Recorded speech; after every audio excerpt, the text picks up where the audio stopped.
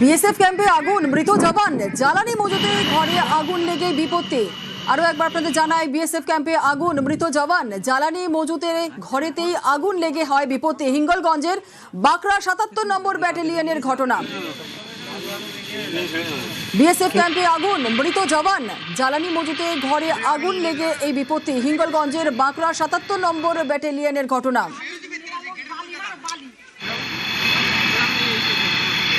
BSF ক্যাম্পে আগুন, মৃত জওয়ান, জ্বালানি মজুতের ঘরে আগুন লেগে বিপত্তি। হিঙ্গলগঞ্জে বাঁকড়া ৭৭ নম্বর ব্যাটালিয়নের ঘটনা।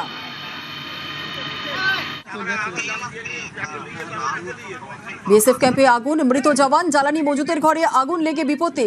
হিঙ্গলগঞ্জে বাঁকড়া ৭৭ নম্বর ব্যাটালিয়নের ঘটনা।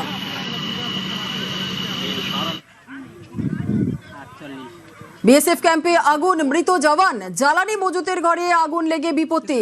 হিঙ্গলগঞ্জের বাঁকড়া ৭৭ নম্বর ব্যাটালিয়ন, সেই ৭৭ নম্বর ব্যাটালিয়নে এই ঘটনাটি ঘটেছে। জ্বালানি মজুতের ঘরেই আগুন লেগে বিপত্তি। জ্বালানি মজুতের ঘরেই আগুন লেগে বিপত্তি। হিঙ্গলগঞ্জের বাঁকড়া ৭৭ নম্বর ব্যাটালিয়নের ঘটনা। কিন্তু কিভাবেই আগুন লাগলো, অনুভব আরো বিস্তারিত জানাবে। অনুভব, অত্যন্ত মর্মান্তিক খবর, কিভাবেই আগুন লাগলো? হ্যাঁ দেখো দুনিয়া, এই যে বসিরহাট এই হিঙ্গলগঞ্জের যে ৭৭ নম্বর যে বিএসএফ ক্যাম্প রয়েছে, সেই বিএসএফ ক্যাম্পের যে বিএসএফ জলের যে স্পিড বোট, সেই স্পিড বোটে যে তেল যখন তারা ভরছিল এবং বিএসএফ ক্যাম্পের মধ্যে যে ঘরে তেল মজুদ থাকে, সেই তেলের ঘরে হঠাৎই তখন আগুন ধরে যায় এবং সেই আগুনের তীব্রতা এতটাই যে সেই ঘরে তখন যে ব্যক্তি ছিল বিএসএফ এর জওয়ান, তার মৃত্যু হয় ঘটনাস্থলে।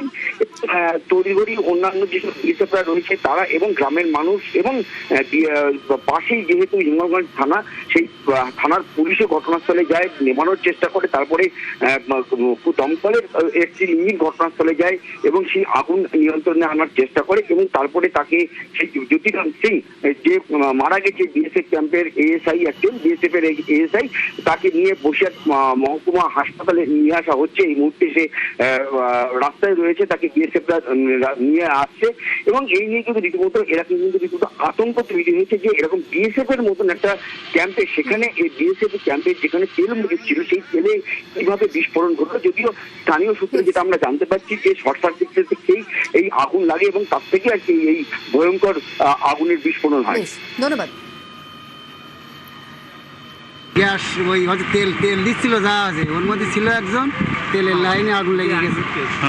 হঠাৎ করে মানে আগুন লেগে গেছে, গেলি মধ্যে তো আর আটকে গেছে, পুরো জ্বলে গেছে। তারপর আমরা এই বালি টালি দিচ্ছি, একটু কম হলো, এই জলে গাড়ি টাড়ি আসলো, তোমার এই এখন আগুন নিয়ন্ত্রণে আইনি এখন বের করা হবে। একজন ছিল ওখানে।